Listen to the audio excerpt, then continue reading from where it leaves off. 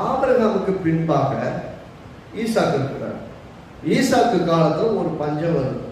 பஞ்சம் பிழைக்கிறதுக்காக இன்னொரு கேரா ஊருக்கு ஒரு இடத்துக்கு போறோம், இங்க தங்கிடுன்னு சொல்லிடுறாரு. அங்க தங்கி இருக்கிறாரு. அங்க போத்தீங்கன்னா கர்த்தர்னா பஞ்ச தேசம் இங்க இருக்கு சொல்லிக்கிறாரு. தேசம் பஞ்ச தேசம் இங்க இருக்குன்றாரு. நம்ம எல்லாம் புத்திசாலித்தமான யோசிப்போம், ஆண்டவர்களை பைத்தியமானு யோசிப்போம். ஏன்னா பஞ்ச தேசத்துல என்ன ஏங்க இருக்கு சொல்றீங்கன்னு கேள்வி கேட்டுக்கணும்ல.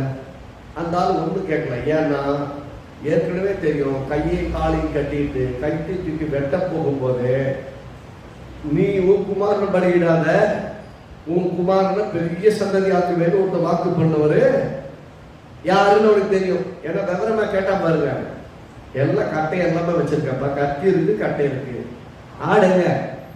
அப்ப அவ்வளவு விவரம் இருக்குல்ல. அப்ப விவரமா இருக்க ஒரு பையன் கிட்ட அப்பா கிட்ட ஆண்டு ஒரு பேசுறத கேட்காம இருந்திருப்பான். கையை காலை கட்டிட்டு வெட்ட போனவரு கையை கட்ட கால் கட்டு விட்டுட்டு அந்த ஆட்டை பலியிட்ட உடனே கர்த்தர் பார்த்துக் கொள்வார் பார்த்துக் கொள்வார். அவனுக்கு புரிஞ்சது இல்ல. அந்த சின்ன வயதுல கர்த்தரை இருந்து கொண்டான். கர்த்தர் யாருன்னு புரிஞ்சுக்கிட்டான். ஆகவே அவன் பெரியவனாக போ, அவன் ஒரு பஞ்சத்தை சந்திச்சப்போ கர்த்தர் பார்த்துக் கொள்வார், கர்த்தர் பார்த்துக் கொள்வாரு தைரியம் அளிக்கிறான். இந்த தேசத்துல குடியிருக்கு. ஆண்டவரே என்ன இந்த தேசத்துல குடியிருக்க சொல்றீங்க?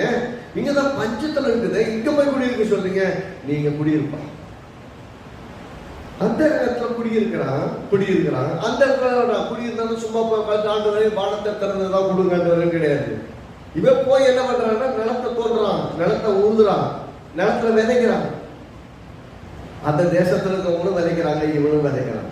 ஆனா அவன் தேசத்துக்கு மழை வரல, இவனுக்கு மட்டும் நல்லா தண்ணி கிடைக்குது, நல்லா விளைச்சல் வருது. இவன் விளைச்சலாம் விளையும்.